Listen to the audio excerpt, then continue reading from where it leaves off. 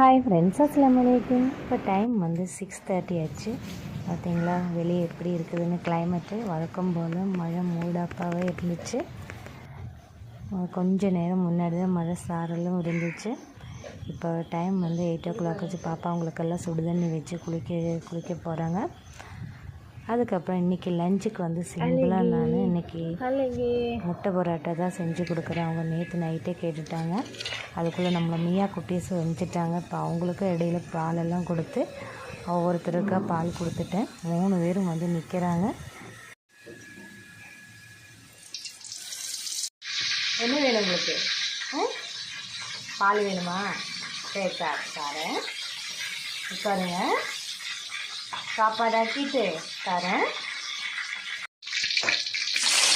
முட்டை பரோட்டானாலே குட்டீஸ்க்கு ரொம்ப பிடிக்கும். நம்ம வீட்டில் செய்கிறத விட நம்ம கடையில் செய்கிறது ரொம்ப பிடிக்கும். ஏன்னா அவங்க கல்லில் எல்லாம் கொத்தி நல்லா இருக்கும். கொத்து பரோட்டா சொல்லுவாங்க, செஞ்சு கொடுப்பாங்க. ரொம்ப டேஸ்ட்டாக இருக்கும். இப்போ நான் வீட்டிலே செய்கிறேன். என்ன வேணும்? சரி பால் வேணுமா? தாரு வாங்க ரெடியாங்க. டைம் ஆயிடுச்சு.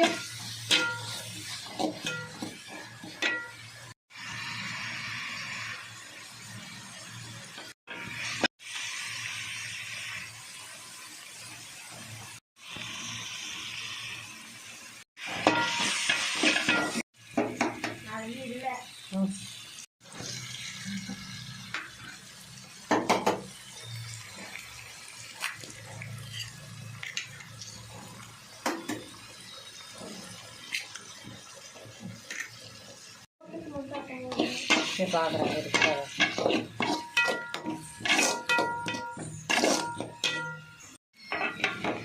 நான் குக்கிங் பண்ணிகிட்டு இருக்கும்போதே பாப்பா வந்து அம்மா இன்னும் எனக்கு ஒரே ஒரு நோட் புக்கில் அட்டை போட்டு கொடுத்துருமா, அதில் மட்டும் அட்டை போட்டப்போது பாக்கி எல்லாமே முடிஞ்சிருச்சு சொன்னாங்க. அதுக்கெல்லாம் சரிம்மா நான் போட்டு தரேன்னு சொல்லி இப்போ அவங்களுக்கெல்லாம் நான் சாப்பாடு ஆக்கிட்டேன்.